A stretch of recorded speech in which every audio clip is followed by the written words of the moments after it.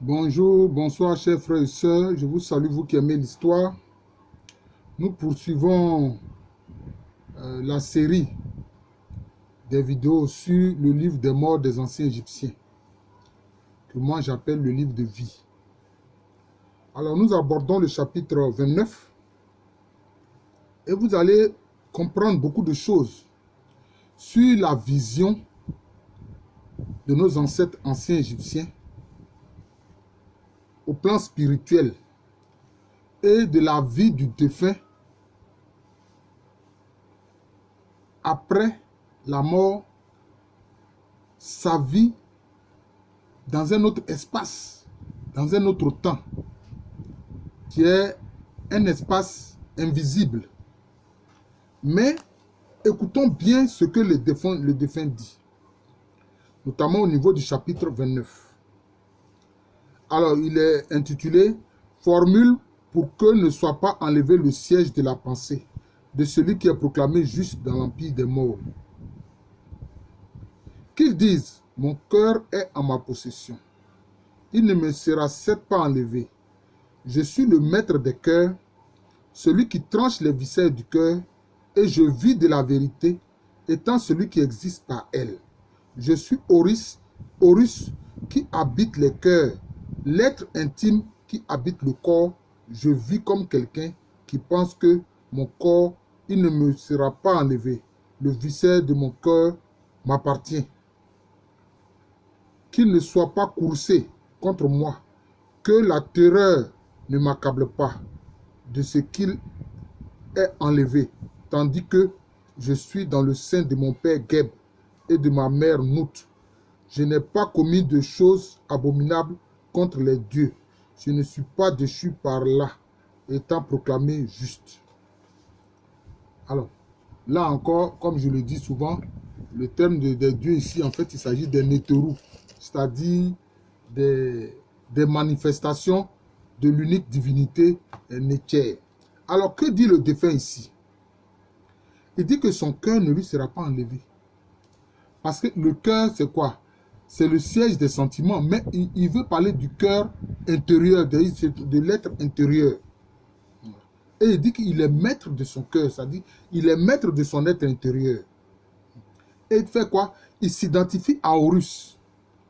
Horus qui est le fils d'Osiris, qui a combattu Seth, son oncle, qui lui est la tête des forces négatives, des forces d'involution. Vous voyez? Donc, il s'identifie à Horus. Voilà. Et il dit que son cœur ne sera pas enlevé. Que le viscère de son cœur m'appartient. Le viscère, cela veut dire quoi? C'est-à-dire que la partie même la plus centrale à l'intérieur de son être. Voilà. La partie la plus centrale, quand il parle ici de viscère, c'est la partie la plus centrale à l'intérieur de son être. Donc de son cœur, comme il dit. Il dit que la terreur, à ce moment-là, ne va pas le toucher. Voilà.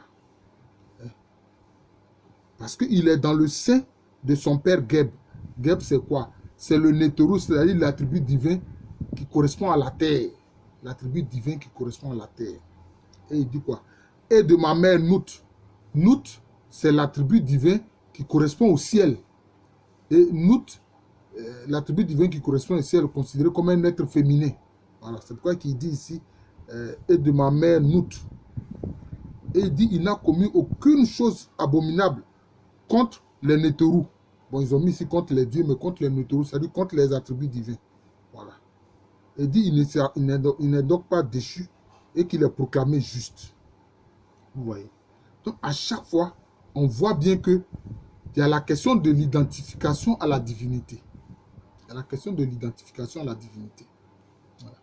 Il se sert de la divinité pour se présenter comme juste devant tous les attributs divins.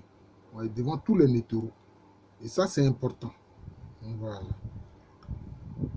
Alors, ce même chapitre 29, là, il y a le A et puis il y a le B. Alors, le B dit quoi ici? Formule pour le cœur en cornaline. La cornaline, c'est une perle qu'on trouvait justement dans les parties nord, notamment dans la zone du Sahara, du Sahel, et c'est là-bas qu'on trouvait la cornaline. Parole dite par N, c'est-à-dire le défunt. Je suis le phénix, l'âme de Ré. Alors le phénix, vous savez que c'est cet oiseau qui renaît de ses cendres. Oui, c'est comme si, il dit que lui aussi, il renaît. Voilà. Donc c'est comme s'il est indestructible. Son âme ne meurt pas, il renaît. Voilà. Donc il dit, il est le phénix, il est même l'âme de Ré. Ré qui est l'attribut divin de la lumière, qui conduit les bienheureux vers la droite. L'âme droite. La droite, disons, c'est un lieu de félicité des morts. Voilà. Qui fait qu'Osiris remonte sur terre pour faire ce que désire son cas, et qui fait que l'Osiris N remonte lui aussi sur terre pour faire ce que désire son cas. Vous voyez? Donc il dit quoi ici? Il dit qu'il est l'âme de Ré, qui conduit les bienheureux vers la droite, vers donc ce Dieu, le lieu de félicité des défunts. Et qui fait qu'Osiris lui-même, qui est l'homme juste, Osiris correspond à l'homme juste, voilà, à l'attribut divin de l'homme juste, de l'homme parfait, voilà, qui lui aussi remonte de terre et fait ce que son cas désire. Son cas, c'est-à-dire c'est son esprit éternel, son esprit divin. Et que lui aussi, il dit que, tout comme Osiris, eh bien, lui aussi, il renaît de terre. Et pour faire ce que son cas désire, c'est-à-dire ce que son esprit éternel désire. Vous voyez, c'est important. C'est ce que le défunt dit ici. Alors, nous allons voir le chapitre 30. J'ai bien peur que le chapitre 30 soit assez long. Mais nous allons le lire quand même, disons, parce que c'est divisé en deux. Le chapitre 30A et le chapitre 30B. Alors, le chapitre 30A, formule pour empêcher que le cœur de haine ne s'oppose à lui dans l'empire des morts. Bon, c'est le même principe. Voilà. Parce que, comme on dit, si ton cœur te condamne, ben, c'est que tu es condamné. Parce que c'est ton être intérieur qui te condamne. C'est ta conscience, en fait, qui te condamne en ce moment-là. Il dit que voilà, c'est pour empêcher que sa conscience ne le condamne. Oh, mon cœur de ma mère. Vous voyez ce qu'il dit? Oh, mon cœur de ma mère. Cela veut dire quoi? Il considère que son cœur est comme sa mère. Que fait la mère? La mère protège l'enfant. Oh, mon cœur de ma mère. Oh, viscère de mon cœur, de mon existence terrestre. Ne te lève pas contre moi en témoignage en présence des maîtres des biens. Ne dis pas à mon sujet. Il a fait cela en vérité. À l'égard de ce que j'ai fait, ne le fais pas se produire contre moi devant le grand Dieu, maître de l'Occident. Cela veut dire quoi? Il parle de la mère de son cœur. La mère protège l'enfant. Une mère protège son enfant. Quelles que soient même les mauvaises actions de son enfant, la mère véritable protège son enfant. Elle lui trouve toujours des circonstances atténuantes. Donc c'est ce qu'il dit ici. Donc il considère qu'il y a comme une mère qui veille sur son cœur, qui fait en sorte qu'il ne s'accuse pas lui-même. Il fait en sorte que son cœur ne l'accuse pas. Cette mère de son cœur-là. Voilà.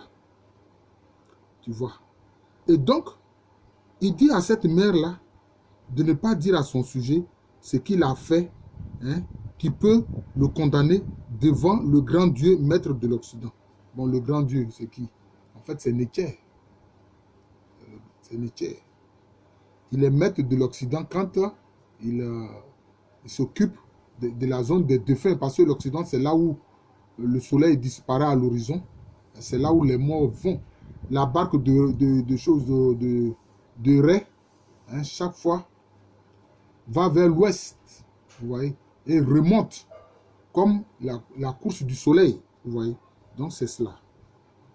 Salut à toi mon cœur, salut à toi viscère de mon cœur, salut à toi mon sein, salut à vous, ces dieux prééminents, porte-tresse mystérieux. C'est curieux, hein? Porte-tressé, c'est porte-tressé mystérieux, qui s'appuie sur leur sceptre. Annoncez-moi arrêt. Recommandez-moi à Nekaou. C'est une autre forme du Néterou Ré. Voilà. Quand il aborde à l'Occident du ciel, que je sois durable sur terre, que je ne meure pas dans l'Occident, que je sois un bienheureux là-bas. Voilà. Qu'est-ce qu'il dit encore? il salue le viscère de son cœur, c'est-à-dire l'intérieur de son cœur, c'est-à-dire ce qu'il a appelé, notamment précédemment, la mère de son cœur. Il salue cela. Il salue son sein, c'est-à-dire ce qui est au plus profond de lui-même. Voilà. Et puis il salue les nétérous, ce qu'on a appelé ici les dieux. Bon, il salue les nétérous, donc tous les attributs divins qui ont des portes tressées, mystérieux. C'est-à-dire qu'il reconnaît le mystère des nétérous. Il avoue que lui, en tant qu'être humain, de fait, il ne connaît pas tous les mystères de ces nétérous, tous les mystères de ces créatures, entre guillemets, spirituelles. Et qui s'appuient sur leur sceptre. Leur sceptre, c'est quoi? Donc, c'est comme un bâton qui symbolise leur pouvoir. Voilà. Les nétérous ont des pouvoirs. Chaque nétérou a un pouvoir. C'est de ça qu'il parle. Et il demande à ces nétérous-là de l'annoncer à Ré, c'est-à-dire à l'attribut divin de la lumière, de le recommander à Ré. Mais c'est une autre forme de Ré qu'on appelle ici Nebkaou. Nebkaou.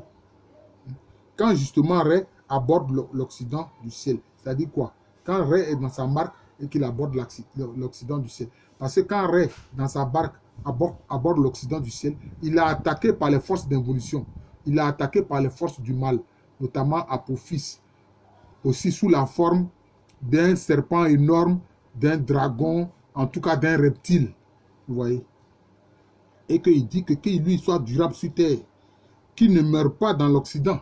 Donc c'est qu'il soit donc sous la protection de Ré, comme étant dans la barque de Ré, qui tranquillement traverse l'Occident sans être, disons, détruit. Il est victorieux.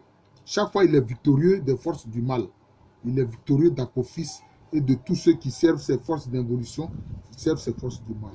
Et que donc, avec Ré, en allant vers l'Occident, qu'il soit heureux là-bas. Voilà, qu'il soit heureux là-bas. Voilà, donc, il y a le chapitre 30, B. Je vais le lire. Formule pour empêcher que le cœur ne s'oppose à lui dans l'empire des morts. Bon, c'est toujours, je peux dire, la même situation. Hein.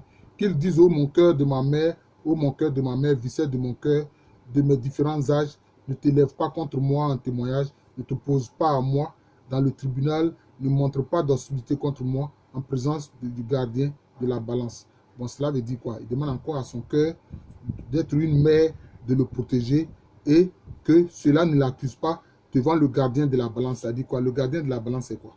C'est l'attribut divin de la justice. C'est-à-dire la mat, attribut divin de la justice. Tu es mon cas qui est dans mon corps. Le shnoun qui rend prospère ses membres.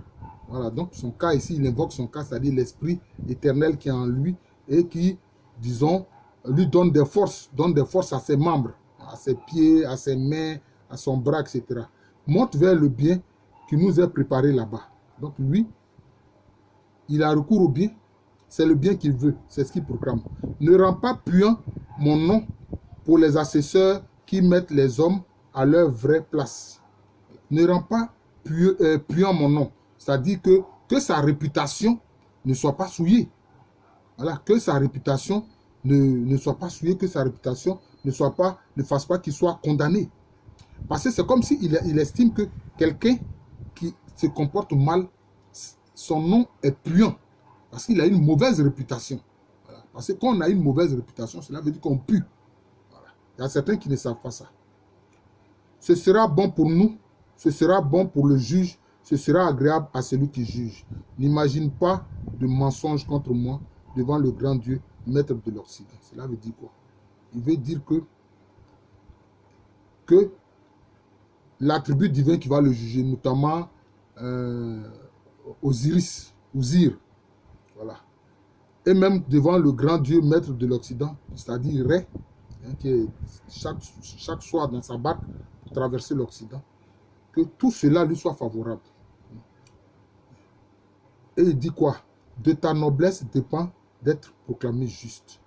Donc il s'appuie sur la noblesse de Osiris, de Ré, pour que lui, il soit proclamé juste. Voilà. Parce que c'est quand tu es proclamé juste devant le tribunal d'Osiris que tu peux entrer, disons, dans les lieux de la béatitude des défunts. Parole a dit sur un scarabée. en néphrite, monté en électrum, son anneau étant en argent, mis au cou du mort. Cette formule a été trouvée à Hermopolis, sous les pieds de la majesté de ce dieu Auguste. En fait, c'est le dieu Thoth, Djéouti. C'est lui qui était vénéré notamment à Hermopolis. Voilà, c'est ça. Sur un bloc de quartzite de Haute-Égypte, en un écrit du dieu lui-même, au temps de la majesté du roi de Haute et Basse-Égypte, Mykerinus. En fait, ça, c'est la traduction grecque de ce nom, de ce roi-là, par le prince Djedephore, qui le trouva quand il vint inspecter les temples. Bon, vous voyez ici, on parle du scarabée. On parle du scarabée. Et le scarabée était un symbole important. Que fait le scarabée? Le scarabée, apparemment, il roule des excréments. Mais il en fait quoi? Il en fait comme des boules. Donc, il leur donne une forme circulaire. Or, ce qui a une forme circulaire témoigne d'un élément de vie. Tout ce qui produit la vie est circulaire. C'est cela, tout ce qui produit la vie là est circulaire. Remarquez vous-même, tout ce qui produit la vie est circulaire. Vous voyez. Voilà.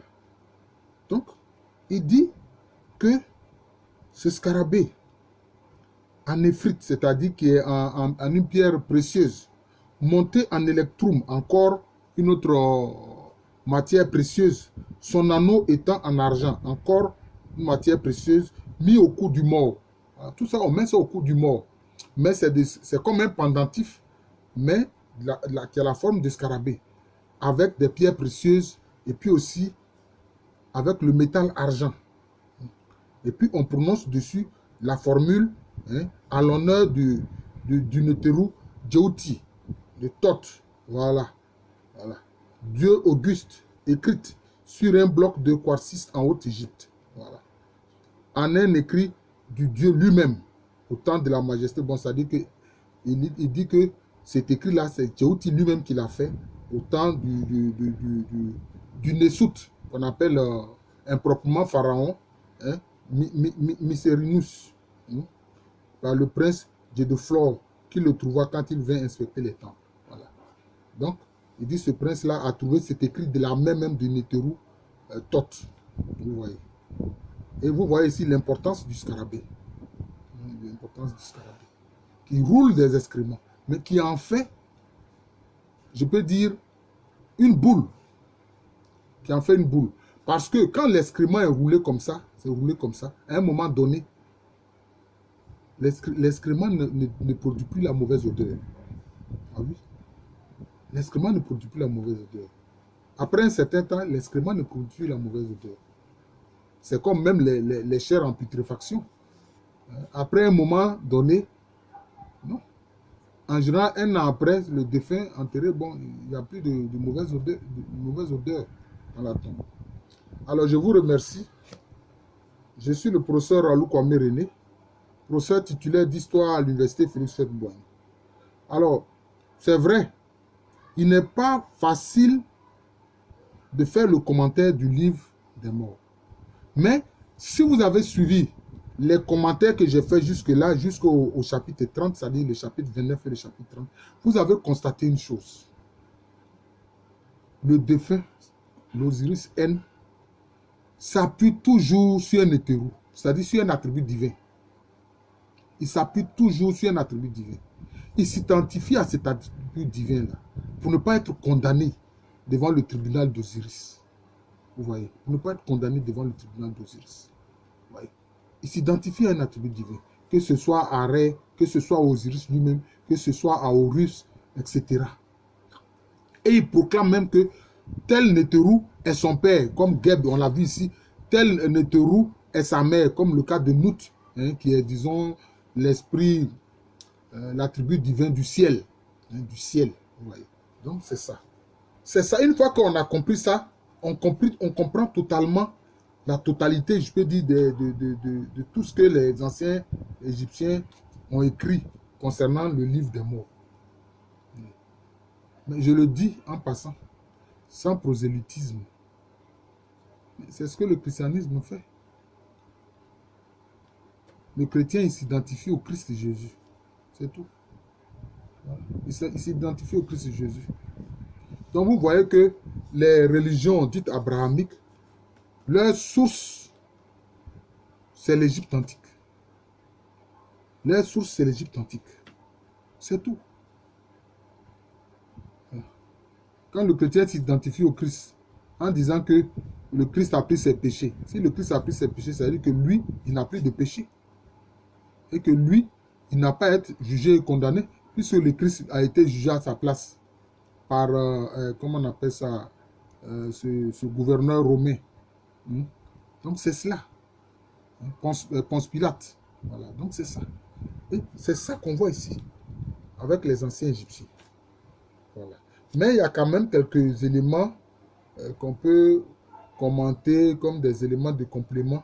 Et c'est ce qui fait que je veux continuer la série sur justement le livre des morts jusqu'à la fin. Je vous remercie. Je suis le professeur Alou Kwame René, professeur titulaire d'histoire à l'université Félix Houphouët-Boigny, université qui est à Abidjan. C'est dans le quartier de Cocody. C'est en Côte d'Ivoire, un pays situé en Afrique de l'Ouest. Merci encore et bonne journée à tous.